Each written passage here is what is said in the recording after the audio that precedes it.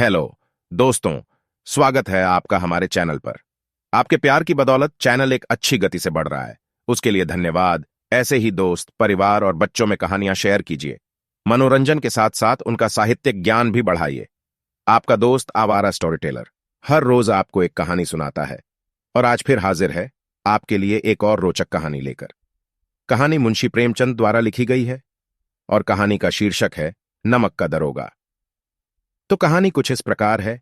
जब नमक का नया विभाग बना और ईश्वर प्रदत्त वस्तु के व्यवहार करने का निषेध हो गया तो लोग चोरी छिपे इसका व्यापार करने लगे। अनेक प्रकार के छल प्रपंचों का सूत्रपात हुआ। कोई घूस से काम निकालता था, कोई चालाकी से। अधिकारियों के पौ 12 थे। पटवारीगिरी का सर्वसम्मानित पद छोड़ छोड़कर लोग इस विभाग की बरकंदाजी करते थे। इसके दारोगा पद के लिए तो वकीलों का भी जी ललचाता था। यह वह समय था जब इन अंग्रेजी शिक्षा और ईसाई मत को लोग एक ही वस्तु समझते थे। फारसी का प्राबल्य था। प्रेम की कथाएं और श्रृंगार रस के काव्य पढ़कर फारसीदां लोग सर्वोच्च पदों पर नियुक्त हो जाया करते थे। मुंशी वंशीधर भी जुलेखा की विरह कथा समाप्त करके सीरी और फरहाद के प्रेम वृत्तांत को, नल और नील की लड़ाई और अमेरिका के आविष्कार से अधिक महत्व की बातें समझते हुए रोजगार की खोज में निकले। उनके पिता एक अनुभवी पुरुष थे। समझाने लगे, बेटा, घर की दुर्दशा देख रहे हो। रण के बोझ से दबे हुए हैं। लड़कियां हैं, वे घास फूस की तरह बढ़ती चली जाती हैं। मैं कगारे पर का वृक्ष हो रहा हूं, न मालूम कब गिर पड़ूं। अब तुम ही घर के मालिक मुख्तार हो। नौकरी में ओहदे की ओर ध्यान मत देना, यह तो पीर का मजार है। निगाह चढ़ावे और चादर पर रखनी चाहिए। ऐसा काम ढूंढना जहां कुछ ऊपरी आय हो। मासिक वेतन तो पूर्णमासी का चांद है, जो एक दिन दिखाई देता है और घटते घटते लुप्त हो जाता है। ऊपरी आय बहता हुआ स्रोत है जिससे सदैव प्यास बुझती है। वेतन मनुष्य देता है, इसी से उसमें वृद्धि नहीं होती। ऊपरी आमदनी ईश्वर देता है, इसी से उसकी बरकत होती है।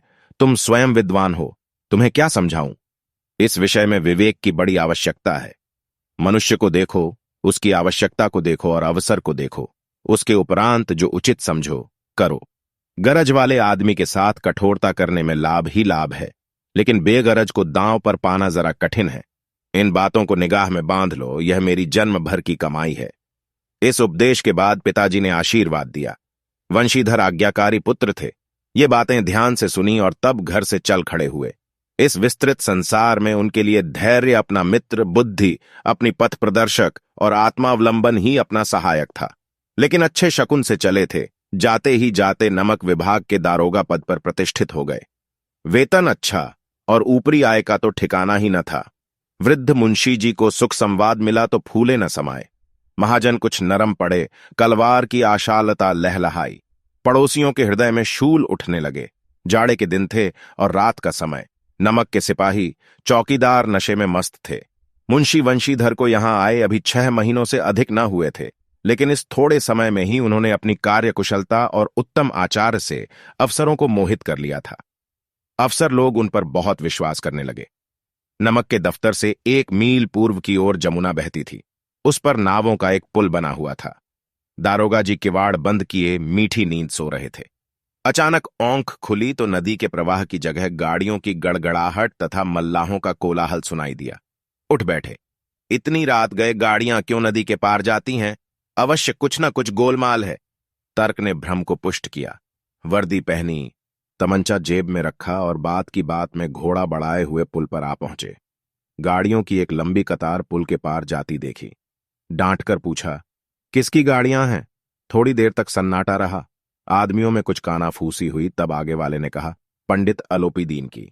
कौन पंडित अलोपीदीन? दातागंज के, मुंशी वंशीधर चौके। पंडित अलोपीदीन इस इलाके के सबसे प्रतिष्ठित जमींदार थे। लाखों रुपए का लेन देन करते थे। इधर छोटे से बड़े कौन ऐसे थे जो उनके आरारणी न हो। व्यापार भी बड़ा लंबा चौड़ा था। बड़े चलते पुर्जे आदमी थे। अंग्रेज अफसर उनके इलाके में शिकार खेलने आते और उनके मेहमान होते। 12 मास सदा व्रत चलता था। मुंशी ने पूछा, गाड़ियां कहां जाएंगी? उत्तर मिला, कानपुर। लेकिन इस प्रश्न पर कि इनमें क्या है, सन्नाटा छा गया। दारोगा साहब का संदेह और भी बढ़ा। कुछ देर तक उत्तर की बाट देखकर वह जोर से बोले, क्या तुम सब गूंगे हो गए हो? हम पूछते हैं इनमें क्या लदा है। जब इस बार भी कोई उत्तर न मिला तो उन्होंने घोड़े को एक गाड़ी से मिलाकर बोरे को टटोला। भ्रम दूर हो गया। ये नमक के डेले थे। पंडित अलोपी दीन अपने सजीले रथ पर सवार कुछ सोते कुछ जागते चले आते थे। अचानक कई गाड़ीवानों ने घबराए हुए आकर जगाया और बोले, महाराज, दारोगा ने गाड़ियां रोक दी हैं और घाट पर खड़े आपको बुलाते हैं। पंडित अलोपी दीन का लक्ष्मी जी पर अखंड विश्वास था। वह कहा करते थे कि संसार का तो कहना ही क्या, स्वर्ग में भी लक्ष्मी का ही राज्य है। उनका यह कहना यथार्थ ही था। न्याय और नीति सब लक्ष्मी के ही खिलौने हैं। इन्हें वह जैसे चाहती हैं नचाती हैं। लेटे ही लेटे गर्व से बोले, चलो हम आते हैं। यह कहकर पंडित जी ने बड़ी निश्चिंतता से पान के बीड़े लगाकर खाए। फिर लिहाफ ओढ़े हुए दारोगा के पास आकर बोले, बाबूजी आशीर्वाद, कहिए हमसे ऐसा कौन सा अपराध हुआ कि गाड़ियां रोक दी गईं? हम ब्राह्मणों पर तो आपकी कृपा दृष्टि रहनी चाहिए। वंशीधर रुखाई से बोले, सरकारी हुक्म। पम अलोपी दीन ने हंसकर कहा, हम सरकारी हुक्म को नहीं जानते और न सरकार को। हमारे सरकार तो आप ही हैं। हमारा और आपका तो घर का मामला है। हम कभी आपसे बाहर हो सकते हैं। आपने व्यर्थ का कष्ट उठाया। यह हो नहीं सकता कि इधर से जाएं और इस घाट के देवता को भेंट न चढ़ावें। मैं तो आपकी सेवा में स्वयं ही आ रहा था। वंशीधर पर ऐश्वर्य की मोहिनी वंशी का कुछ प्रभाव न पड़ा। ईमानदारी की नई उमंग थी। कड़क कर बोले, हम उन नमकहरामों में नहीं हैं जो कौड़ियों पर अपना ईमान बेचते फिरते हैं। आप इस समय हिरासत में हैं। आपको कायदे के अनुसार चालान होगा। बस मुझे अधिक बातों की फुर्सत नहीं है। जमादार बदलू सिंह, तुम इन्हें हिरासत में ले चलो, मैं हुक्म देता हूं। पम अलोपी दीन स्तंभित हो गए। गाड़ीवानों में हलचल मच गई। पंडित जी के जीवन में कदाचित यह पहला ही अवसर था कि पंडित जी को ऐसी कठोर बातें सुननी पड़ी। बदलू सिंह आगे बढ़ा, किंतु रोब के मारे यह साहस न हुआ कि उनका हाथ पकड़ सके। पंडित जी ने धर्म को धन का ऐसा निरादर करते कभी न देखा था। विचार किया कि यह अभी उद्दंड लड़का है, मायामोह के जाल में अभी नहीं पड़ा, अल्हड़ है, झिझकता है। बहुत दीन भाव से बोले, बाबू साहब ऐसा न कीजिए, हम मिट जाएंगे, इज्जत धूल में मिल जाएगी। हमारा अपमान करने से आपके हाथ क्या आएगा? हम किसी तरह आपसे बाहर थोड़े ही हैं। वंशीधर ने कठोर स्वर में कहा, हम ऐसी बातें नहीं सुनना चाहते। अलोपी दीन ने जिस सहारे को चट्टान समझ रखा था वह पैरों के नीचे खिसकता हुआ मालूम हुआ। स्वाभिमान और धन ऐश्वर्य की कड़ी चोट लगी, किंतु अभी तक धन की सांख्यिक शक्ति का पूरा भरोसा था। अपने मुख्तार से बोले, लाला जी, 1000 के नोट बाबू साहब की भेंट करो। आप इस समय भूखे सिंह हो रहे हैं। वंशीधर ने गर्म होकर कहा, 1000 नहीं, 1,00,000 भी मुझे सच्चे मार्ग से नहीं हटा सकते। धर्म की इस बुद्धिहीन दृढ़ता और देव दुर्लभ त्याग पर मन बहुत झुंझलाया। अब दोनों शक्तियों में संग्राम होने लगा। धन ने उछल उछलकर आक्रमण करने शुरू किए। 1 से 5, 5 से 10, 10 से 15 और 15 से 20,000 तक नौबत पहुंची। किंतु धर्म अलौकिक वीरता के साथ बहुसंख्यक सेना के सम्मुख अकेला पर्वत की भांति अटल अविचलित खड़ा था। अलोपी दीन निराश होकर बोले, अब इससे अधिक मेरा साहस नहीं, आगे आपको अधिकार है। वंशीधर ने अपने जमादार को ललकारा। बदलू सिंह मन में दारोगा जी को गालियां देता हुआ पंडित अलोपी दीन की ओर बढ़ा। पंडित जी घबराकर 2-3 कदम पीछे हट गए।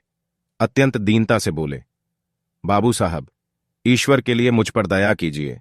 मैं 25,000 पर निपटारा करने का तैयार हूं। असंभव बात है। 30,000 पर किसी तरह भी संभव नहीं। क्या 40,000 पर भी नहीं? 40,000 नहीं, 40 लाख पर भी असंभव है। बदलू सिंह, इस आदमी को हिरासत में ले लो। अब मैं एक शब्द भी नहीं सुनना चाहता। धर्म ने धन को पैरों तले कुचल डाला। अलोपी दीन ने एक हृष्ट-पुष्ट मनुष्य को हथकड़ियां लिए हुए अपनी तरफ आते देखा। चारों ओर निराश और कातर दृष्टि से देखने लगे। इसके बाद मूर्छित होकर गिर पड़े। दुनिया सोती थी पर दुनिया की जीभ जागती थी। सवेरे देखिए तो बालक वृद्ध सबके मुंह से यही बात सुनाई देती थी। जिसे देखिए वही पंडित जी के इस व्यवहार पर टीका टिप्पणी कर रहा था।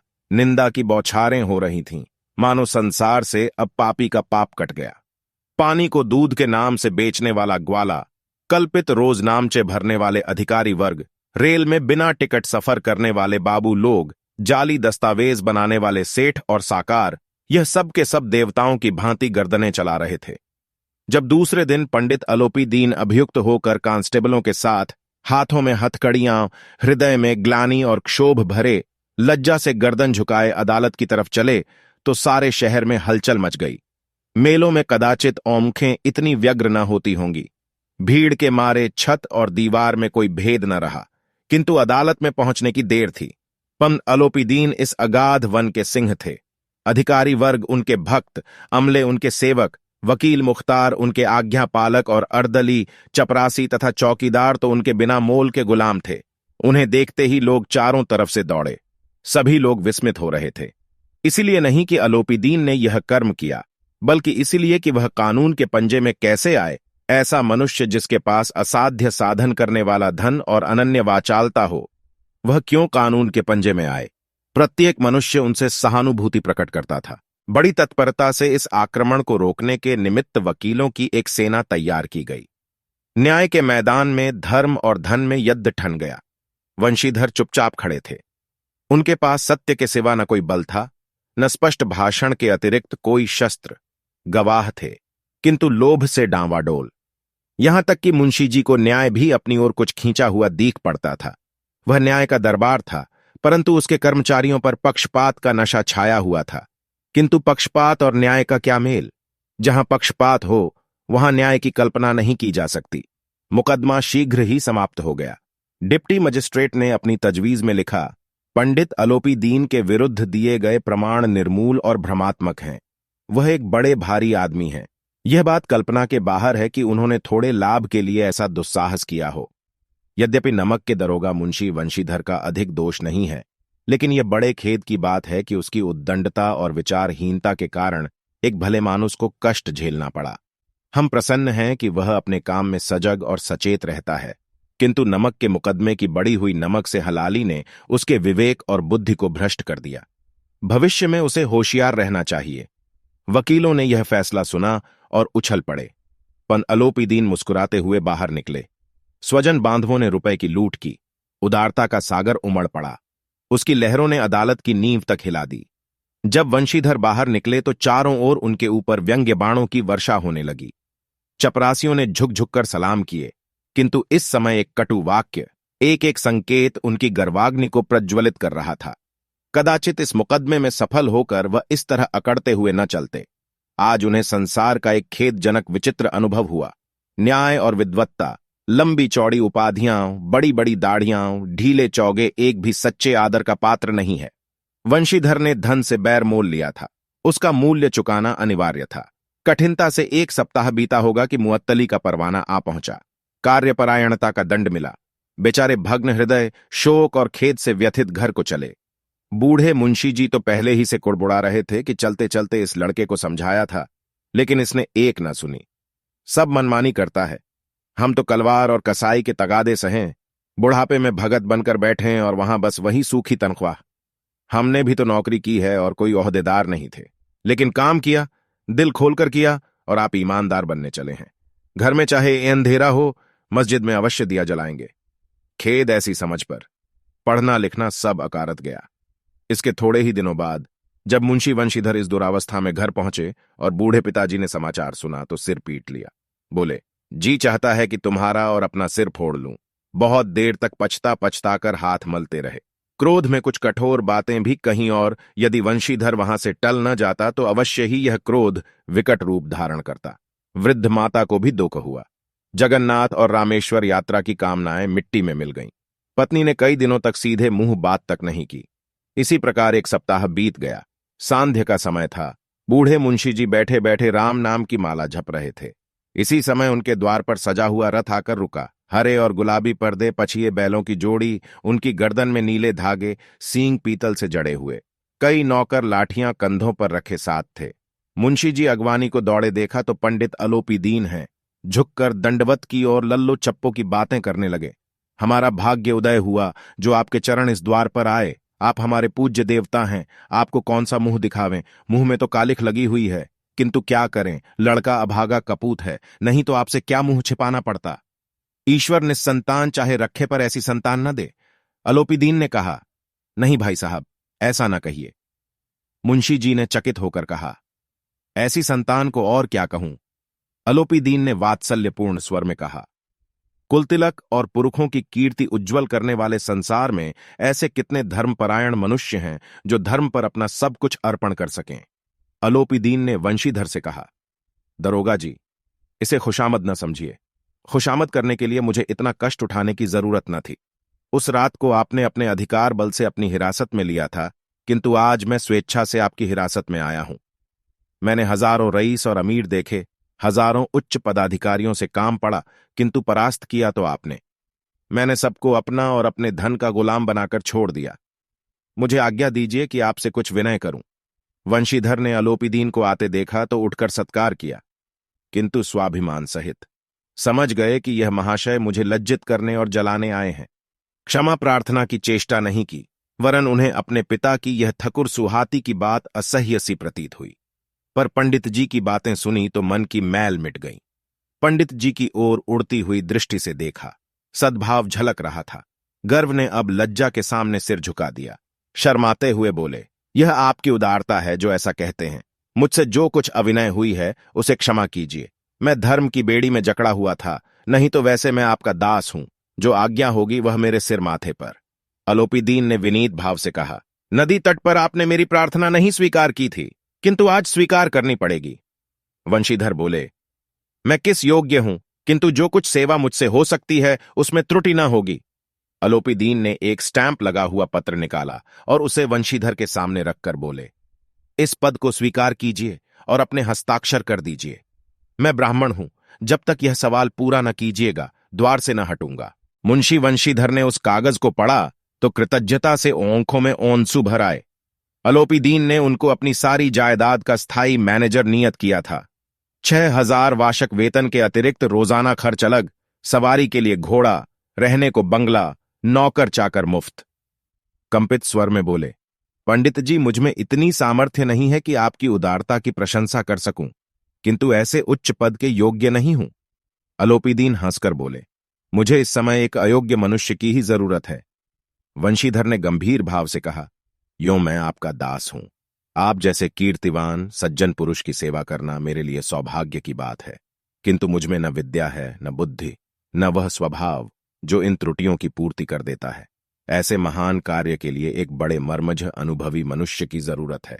अलोपीदीन ने कलमदान से कलम निकाली और उसे वंशीधर के हाथ में देकर बोले, न मुझे विद्वत्ता की चाह है, न अनुभव की, न मर्मज्ञता की, न कार्य कुशलता की। इन गुणों के महत्व को खूब पा चुका हूं। अब सौभाग्य और स्वअवसर ने मुझे वह मोती दे दिया जिसके सामने योग्यता और विद्वत्ता की चमक फीकी पड़ जाती है। यह कलम लीजिए, अधिक सोच विचार न कीजिए, दस्तखत कर दीजिए। परमात्मा से यही प्रार्थना है कि वह आपको सदैव वही नदी के किनारे वाला बेमुरौवत उद्दंड कठोर परंतु धर्मनिष्ठ दारोगा बनाए रखे। वंशीधर की आंखें डबडबा आईं। हृदय के संकुचित पात्र में इतना एहसान न समा सका। एक बार फिर पंडित जी की ओर भक्ति और श्रद्धा की दृष्टि से देखा और कांपते हुए हाथ से मैनेजरी के कागज पर हस्ताक्षर कर दिए। अलोपीदीन ने प्रफुल्लित होकर उन्हें गले लगा लिया। हर रोज एक नई कहानी सुनने के लिए हमारे चैनल आवारा स्टोरी टेलर को सब्सक्राइब कर लीजिए और कहानियां शेयर करना जारी रखें। धन्यवाद।